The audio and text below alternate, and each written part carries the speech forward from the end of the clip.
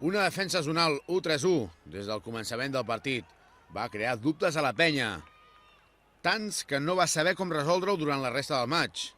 Les precipitacions van aparèixer, també els nervis, i amb aquests ingredients es va perdre la confiança, sobretot en el tir.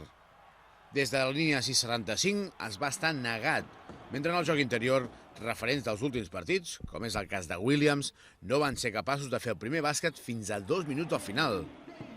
La clau del maig, però, va ser el tercer quart, on la penya va encaixar 25 punts, quasi els mateixos que en tot el primer temps, on en van rebre 27. La seva defensa no et permet jugar bé els moviments, no? El retarda molt.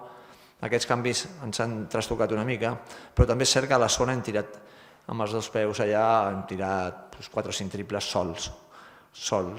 Ja ho mirarem, no?, els triples que hem tirat sols, i el bàsquet a vegades és així de simple, no? És a dir, si tu tires sol i no fiques, al final el tema se complica molt.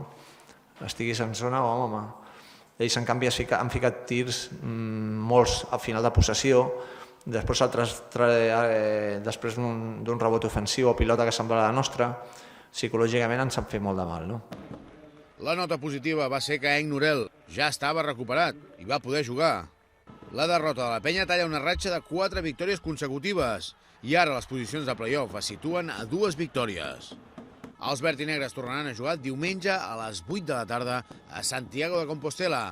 Serà contra l'Obradoiro, un equip implicat en la lluita per la permanència.